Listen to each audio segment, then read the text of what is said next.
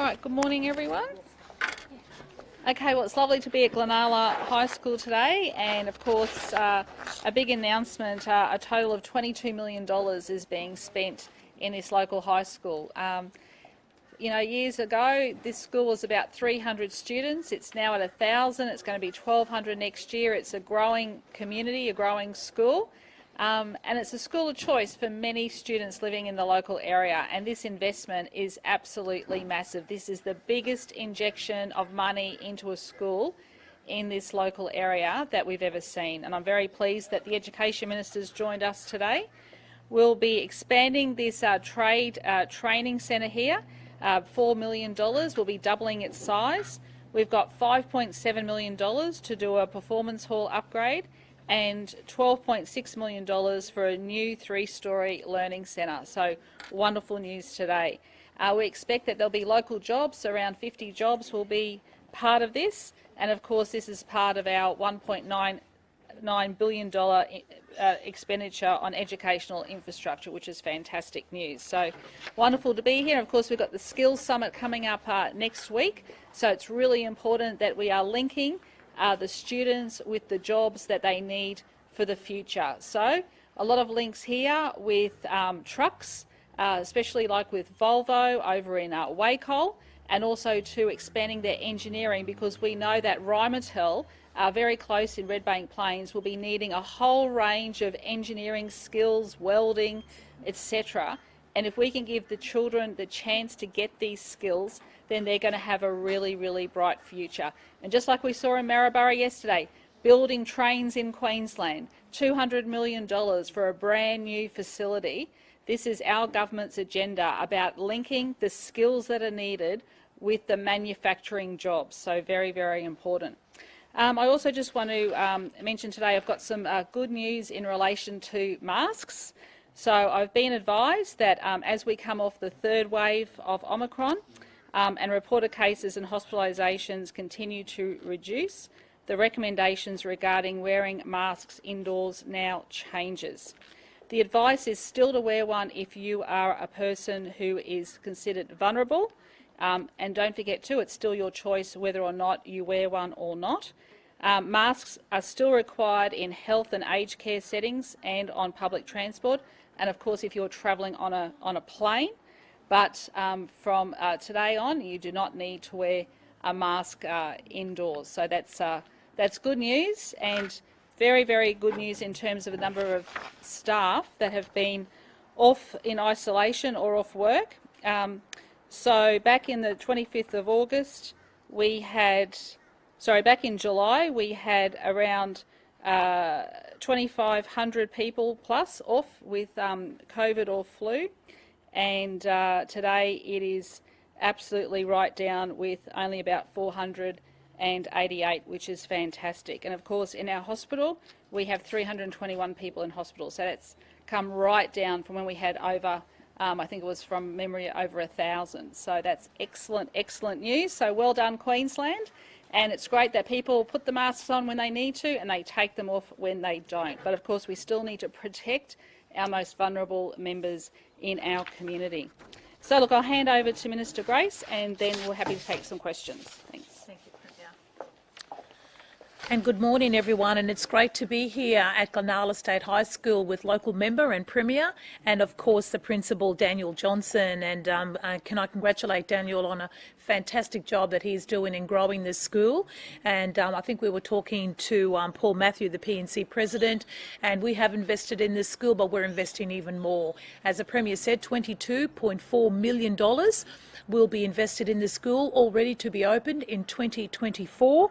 And this particular trade centre here, trade school centres, will double in size, providing vital skills for those students that they can take out in their careers into the community when they leave school. And they're doing an excellent job in linking with industry in nearby areas, as was pointed out by the Premier. We've also got an amazing new $12.6 million classroom building. It's a 3-storey learning centre that we're turning the sod on today, and it will provide provide state-of-the-art facilities for these wonderful students. And already I've spoken to a few of them. We have a budding paediatrician, we have a budding neurosurgeon, and I also have a budding teacher. So Principal Johnson has already offered the teacher a job already, and I think she's very happy about hearing that as well. We jest, of course. There's a $5.7 million enhancement to the Performing Arts Hall here, and that will transform that. For the area. Obviously, we like to link with the community with those halls, and they can use that as well. But it's all part of a wonderful $2 billion infrastructure budget amount of money that I've got to spend here in Queensland this year alone, right throughout the state. We've delivered air conditioning, we've delivered solar panels on school roofs. We've delivered outstanding new schools, and we'll continue to do that. And we're also delivering fantastic refresh programs, and most of our schools in this state are being transformed with the money that the Palaszczuk Labor government is investing in the future of our students, no matter where they are. So congratulations to Glenala. I know they'll put the money to good use, and it's good to see that this school has gone from 300, and we've invested in this school, and we're now getting close to 1,200 students. So a fantastic investment and a great time to be here in Inala. And I'm sure Principal Johnson would like to say a couple of words about how excited he is about these projects. Thank you. Thank you, Minister. We're just really thrilled as a school and a community that we're going to be able to expand the offerings that our students can get engaged with. It's amazing that they'll be able to have these hands-on experiences, and the expansion to our hall will allow us to gather in greater numbers and engage with more community events, which we're known for. The three-storey building is just going to enable us to have so many more subject offerings and opportunities for our students as we go forward. So we're thrilled to have these opportunities. Fantastic, thank you. Happy to take some questions. Just on the masks, Yes. When will the government look at removing the mask requirements in public transport? I think that will have to be looked at through the AHPPC, so I'll wait to get some further advice on that. Yeah. And just confirming those figures that you gave with the 2,500 people in July with COVID, was that health staff or just people in general? That was health staff, sorry. Yes. Yeah. The opposition this morning called for the the Labor Party to hand back donations to the CFMU that were given after they stormed the TMR building. Is that something you're looking at doing? I said very clearly yesterday, and I'll say it again, that the police, my understanding is that this matter has been forwarded to police, and I'll await the outcome of that investigation.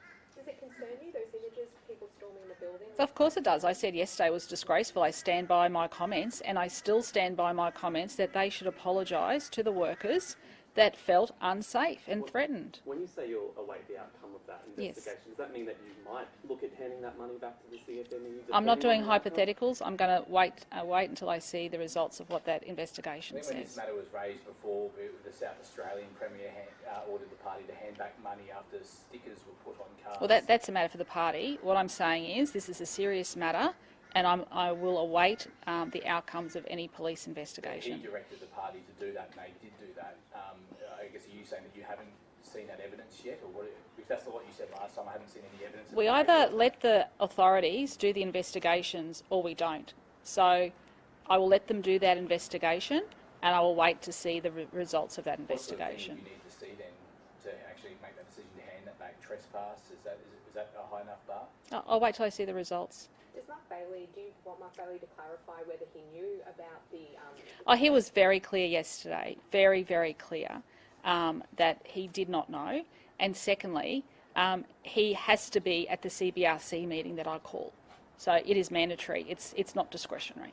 We saw an email release yesterday which showed the chain of events within relating to Mark Bailey's attendance. How did the government manage to release that email via RTI so quickly? Well, you have to ask Mark Bailey. I'm just wondering because Well, I haven't seen the email, so you have to ask Mark Bailey. The email came out, it was an RTI release only one day after the RTI application was made. You'll have to speak to well, he doesn't determine the RTIs, but you'll have to speak to his office and his department, with all due respect. Does it strike you as odd, because you've always said that the RTI is an independent process, that when something's politically advantageous for the government, the email is released one day after the RTI application? I don't think that's correct. Well, it is. How is it not correct? Well, I don't think that's correct. You'll have to talk to them. Well, We can argue semantics, but I'm just saying, go and speak to the department. Just to be clear, you're not ruling out the Labor Party handing back donations to the CFMEU. I'm waiting the outcomes of the police investigation. Do you think the Labor Party should keep accepting donations from the CFMEU? Can I just wait till the outcome of the investigation? Sources have told us that TMR staff have been directed not to deal or meet with CFMEU officials, the CFMEU party. Is that something you're aware of? I'm not aware of that, but I know Minister Bailey will not be meeting with them. Is that at your direction, or is that his choice? He said that yesterday at the press conference. Yes. And your other ministers, are they still free to meet with the CFMEU? That's a matter for them, but I won't be meeting with them. I know you touched on it yesterday, but just with Oracle, do you think that the QBCC should have given people more notice when there was red flags raised a year ago? Should people have still been able to sign up to that building company? Yeah, well, look, that's a matter for them, so I think you should direct the questions at them. But I might also add too that there is actually a building ministers conference meeting today as well, nationally. So it'll be interesting to see what results come out of that. Do you expect things like Oracle falling over to be raised at those? Oh, absolutely. I think that would be front and centre of some of their conversations. Yeah. Does Minister De Brenny still have your full confidence? Yes, why not? This is the QBCC and Yeah. Hadley. Is it still, we had that inquiry, has anything changed since then, or is the QBCC still a bit of a lethargic and ineffective bureaucracy? Well, they're an independent statutory body, so, I mean, you can direct those questions towards the chair, really. There was a thorough review that was done by Jim Varghese, so my understanding is that those recommendations are being endorsed. I just don't have them in front of me at the moment. Can the government guarantee that these homes will be finished on We can't guarantee that. Unfortunately, it's happening across the nation. And as I said yesterday, I believe that families should sit down and go through their contracts, get independent legal advice as well, and thoroughly investigate the companies and their building records. Do you feel for these people whose houses have fallen? Absolutely. Look, this is their life savings. These are people's life savings. So I absolutely do feel for them. It's very tough times out there. But there's such huge increases in costs in building supply, materials and everything. It's having a big impact on everything. The opposition's talking today about WellCamp, 1 year. Well, there's nothing new there. No. There's no new policies, no new ideas. Is it time for an apology to Queenslanders? I'm still waiting for their apology over all their misrepresentations about laptops, misrepresentations about attacks on public servants. We don't get apologies for that. I apologise when I am genuinely, when it is genuine and when it is deserved. Now, in relation to WellCam, let me say this. We stepped up when the federal government failed to. There are now dedicated quarantine facilities across the nation. And at that time, don't forget, we didn't have Omicron, we had Delta, and we had 2,500 people in hotel accommodation, and we were scaling down that hotel accommodation to free up police, to free up health staff. So that was the intention.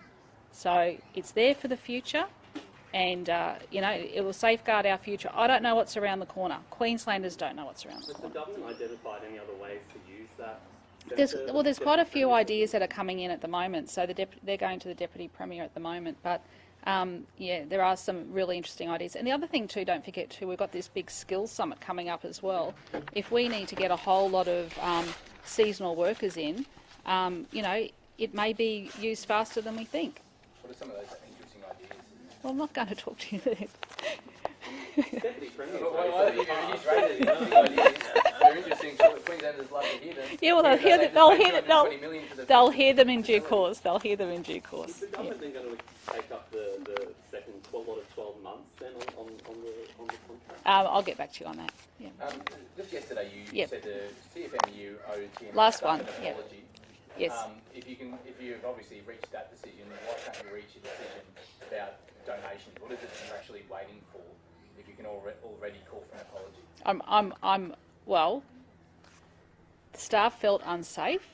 I'm waiting for the police investigation. There are some further allegations. It would not be appropriate for me to comment on the time. on this at this time. So let me see the results of that investigation.